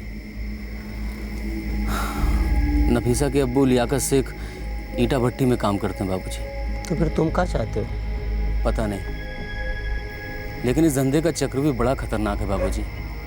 जो भी लड़की एक बार इसमें फंसी तो दोबारा निकलना बड़ा मुश्किल होता है। अगर हम नफीसा को बचाना भी चाहते हैं तो वो लोग हमारी जान के दुश्मन बन जाएंगे और नफीसा को भी जिंदा नहीं छोड़ेंगे। बस बाबूजी, हम बस यही सब सोचा करते हैं। नफीसा का दुर्दशा देखी हमने, लेकिन उसका मदद करने की हिम्मत नहीं हमने। समझ में नहीं आता क्या करें बाबूजी। जो भी हो, जैसा भी हो, तुम वहाँ गए, शायद तुम्हारे नसीब में उस लड़की की मदद करना लिखा होगा, शायद उसे उसके परिवार वालों से मिलवाना लिखा होगा। हो सकता है उसका परिवार उसकी राह देख रहा हो। उनको क्या मालूम कि उनकी बच्ची के साथ क्या हो रहा है। तो बाबूजी, अब हम क्या करें? जाओ तुम दीवापुर जाओ। दूर तो बहुत है, लेकिन इतना भी दूर नहीं कि तुम जा नहीं सको। वहाँ जाओ, उसके माँ बाप से सब कुछ साफ साफ बता दो। कौन जाने वो लड़की फिर से जी सके।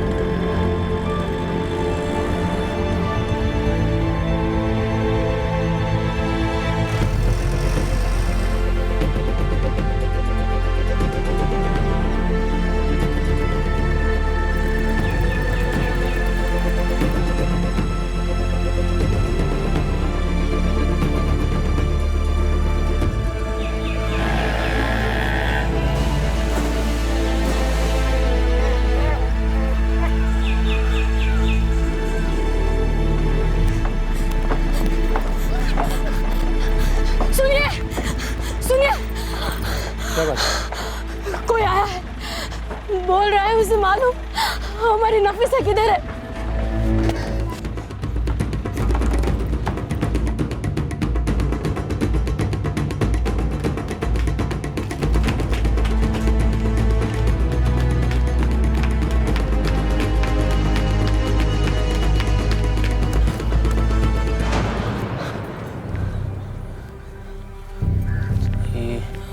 आपकी बेटी नफीसा है ना?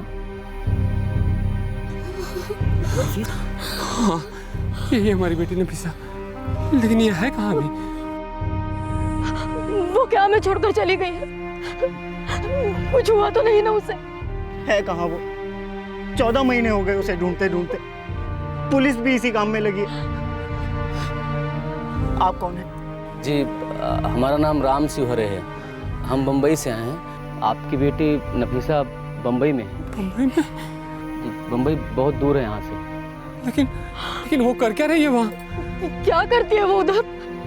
जी, वो घर से भाग के नहीं गई थी, बल्कि उसको फंसाया गया था। फंसाया गया? क्या? लेकिन किसने? और वो भी है कहाँ?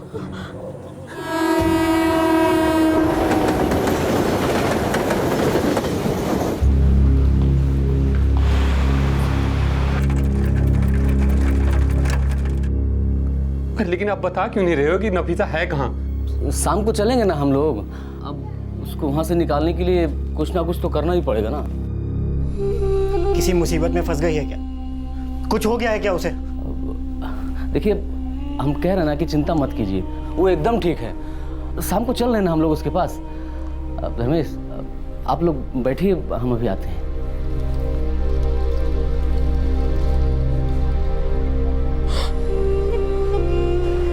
तूने उन्हें बताया नहीं? वो लोग बहुत दूर गांव में रहता है।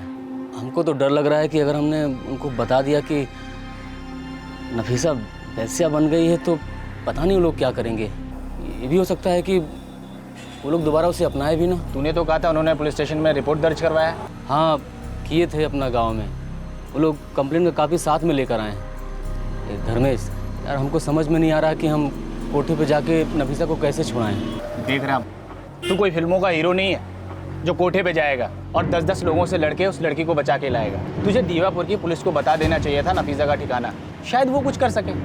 ये सब अपने बस की बात नहीं है। एगो काम करें, हम लोग यहाँ की पुलिस में चलते हैं, कंप्लेंट का कापी दिखाते हैं और सब कुछ बता देते हैं। एक तू और मैं अंदर जाएंगे तो हो सकता है वो लोग हमें ही अंदर कर दें। उन्हें लगेगा हमारा कोई लफड़ा है उनके साथ। अगर तुझे ऐसा ही करना है तो नफीसा के माँ बाप को साथ लेके चलते हैं।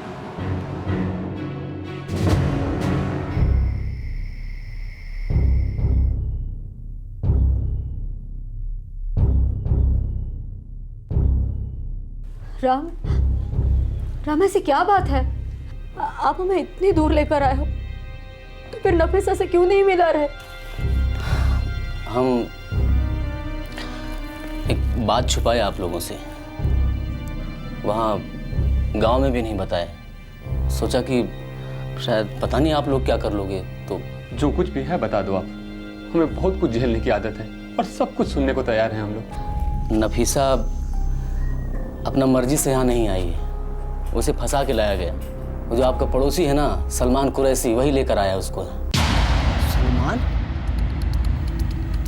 हाँ, वो तो यही मुंबई में काम करता है। हाँ, वही लाया उसको यहाँ पर। यहाँ लाके उसको अच्छा काम का लालच दिया, बोला कि बम्बई में बहुत पैसा दिलाएगा, और ये भी बोला कि एक बार पैसा आ गया तो तुम अपना परिवार का दुख दर्द तकलीफ सब दूर कर सकती हो। और उसके बाद उसको कोठा पे ले जाके बेच दिया। इतना तकलीफ सहा बेचारी ने कि अब उस नरक को ही अपना जिंदगी मान बैठी है। पिछले 1.5 साल से मेरे बच्चे इस हालत में। जी,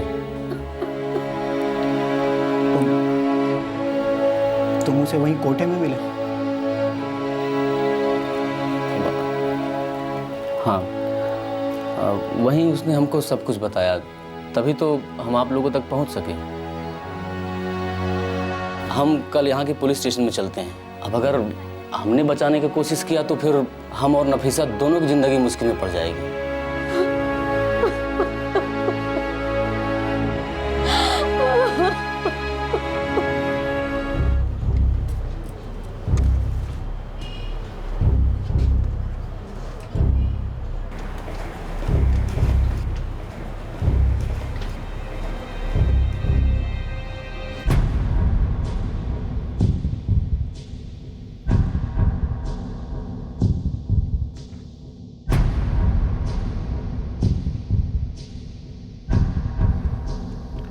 तो नफीसा से विकरौली में मिला था? जी जी साहब। गणेश टेकरी एरिया में?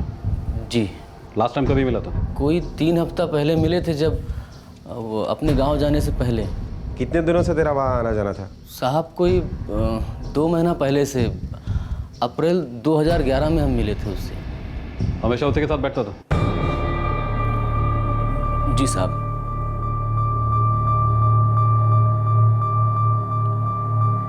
और अभी 3 हफ्तों से तुम आ गया नहीं? नहीं साहब। देखो, लड़की को तुम वहां से निकाल लेंगे, लेकिन हमें पहले पक्का करना होगा कि नफीसा अभी भी वहां है कि नहीं। क्या मतलब सर? मतलब ये कि लड़का लगातार लड़की के पास जाता था और अभी 3 हफ्तों से गायब है। बहुत होशियार होते हैं लोग इन मामलों में। जरा सी बात हुई कि सब इधर उधर कर देते हैं। तो पहले हमें ये पता करना पड़ेगा कि लड़की वहाँ है भी या नहीं। क्या उन लोगों ने उसे कहीं आगे करवा दिया? और अगर ऐसे ही छापा मारते और लड़की वहाँ नहीं मिली तो वो लोग आगे खबर करवा देंगे। शायद उस वजह से नफीसा को तकलीफ भी हो सकती है। समझ रहे हैं ना आप? जी साहब। 1-2 दिन का टाइम दीजिए, हम अच्छी तरह से तहकीकात कर लेते कि नफीसा वहाँ है और सही सलामत है कि नहीं। साहब हम जाके पता लगाएं? ऐसा किया तो उन्हें पता चल जाएगा कि नफीसा तुम्हारी वजह से बाहर हुई है, फिर वो तुम्हारे पीछे पड़ जाएंगे, बेकार में मुसीबत में आ जाओगे।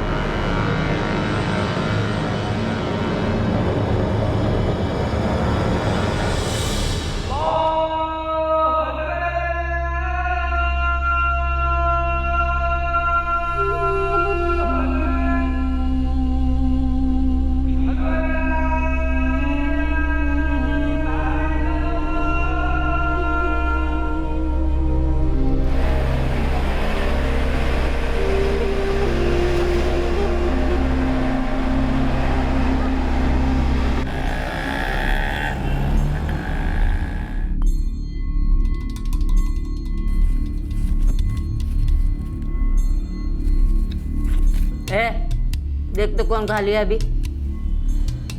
मैडम उससे खाली है। और सही है, सब जानती है।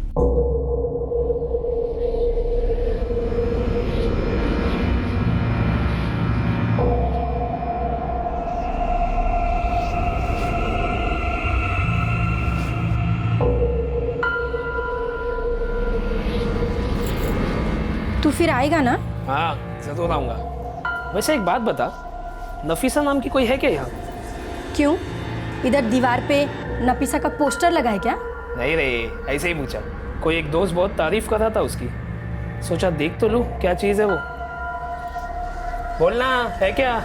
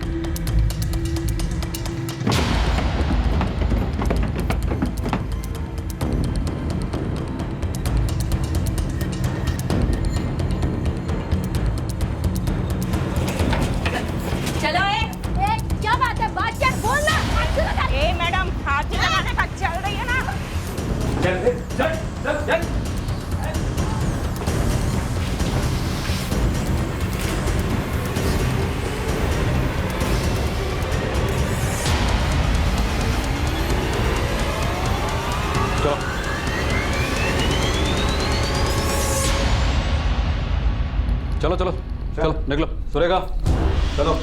क्या बात हुई? बोलिए ना। चलो बताते हैं क्या बात हो गई।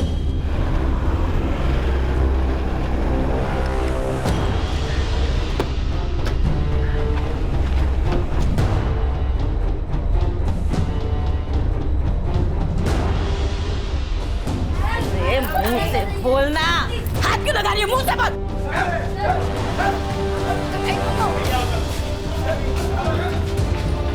अरे अरे पर लड़ने क्या है, छोड़ो ना। बैठ के बात करते हैं ना, क्यों खाली के लिए टाइम वेस्ट करने का? अरे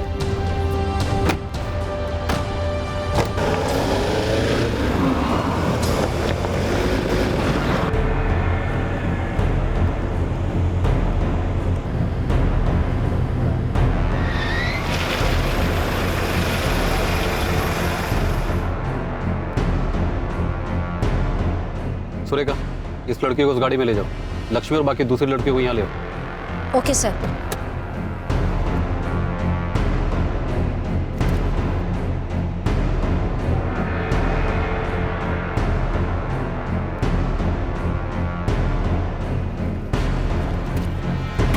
चल बैठ। तू उतर। क्यों? नीचे उतर। हाथ हटा ना। उतर रही हूँ। और तू भी उतर। मैं कह रही हूँ कि यहीं पे मांडवली कर लेते हैं। चुप। मांडवली कर लेते हैं। चल छोड़। चल अंदर।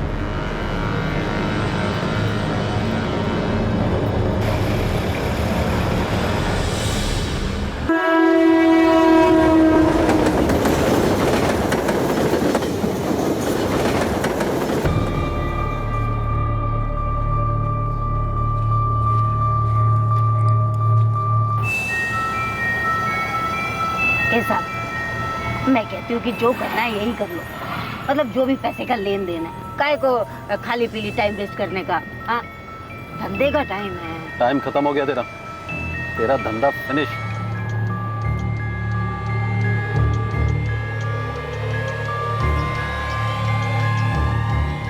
कहाँ ले जा रही हो मुझे?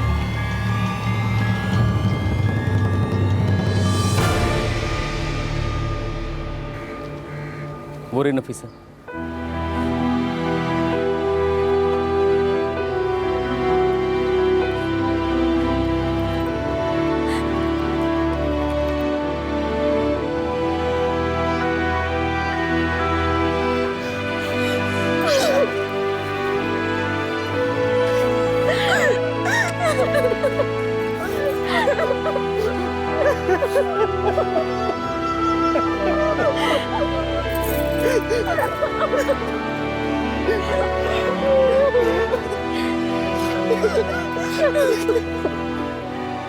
आप लोग निकलिए, ट्रेन पकड़नी है। ये क्या कर रहे हैं? जाइए।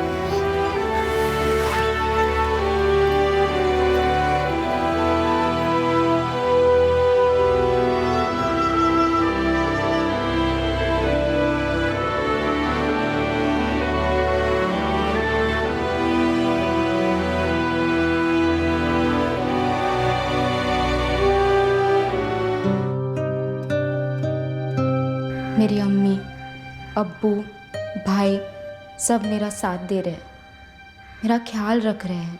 मेरी ज़िंदगी के इन 14 महीनों में जो मेरी हालत हुई, जिन तकलीफ़ों से मैं गुजरी, वो भुलाना मुश्किल है। लेकिन अब फिर से मैं अपनी ज़िंदगी अपने हाथों में लेने की कोशिश कर रही हूँ, धीमे धीमे लेकिन मजबूती से।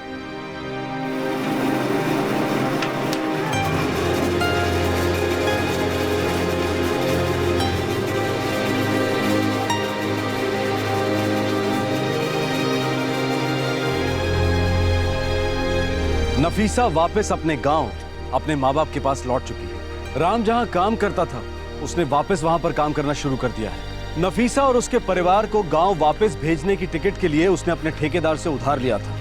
वो वहां काम करके उस उधार को चुका रहा है। लक्ष्मी, जो नफीसा से मुंबई में देह व्यापार करवा रही थी, वो पुलिस कस्टडी में है। और सलमान कुरैशी ने नफीसा को जिसे बेचा था, उस औरत आयशा को भी ट्रेस कर लिया गया है और वो पुलिस हिरासत में है। लेकिन सलमान कुरैशी अभी तक फरार है। उसके बारे में यह भी पता चला है कि गांव से गरीब लड़कियों को फंसाकर उन्हें देह व्यापार के धंधे में बेचना उसका पेशा है, पर वो अभी तक पुलिस के हाथ नहीं आया है। आखिर राम को नफीसा की इतनी चिंता क्यों थी? वो क्यों उसके परिवार को ढूंढता ढूंढता आसाम तक पहुंच गया? वो क्यों उसके परिवार को मुंबई ले आया ताकि नफीसा को उस हालत से आजादी मिल सके जिसमें वो थी? आखिर ये सब करके उसे क्या मिला? बहुत मुमकिन है कि ना तो राम और ना ही नफीसा, इन दोनों को इस देश की जीडीपी का जरा भी आइडिया होगा। उन्हें तो देश की आबादी और पुलिसमैन की संख्या के रेशो का भी शायद कोई अंदाजा नहीं होगा, और ना ही इस बात का कोई आइडिया होगा कि 2014 में सत्ता में कौन आएगा। शायद उन्हें यह भी नहीं पता होगा कि देश में अभी किसकी सरकार है। शायद उन्हें इससे कोई फर्क नहीं पड़ता। उनके सामने एक लंबी सड़क है जिस पर बस उन्हें चलते रहना है, जिसे हम जिंदगी कहते हैं। आपसे फिर मुलाकात होगी क्राइम पेट्रोल दस्तक में एक और नए केस के साथ। क्राइम पेट्रोल के और भी दिलचस्प कहानी देखने के लिए हमारे चैनल को सब्सक्राइब करें और बेल आइकॉन दबाना न भूलें।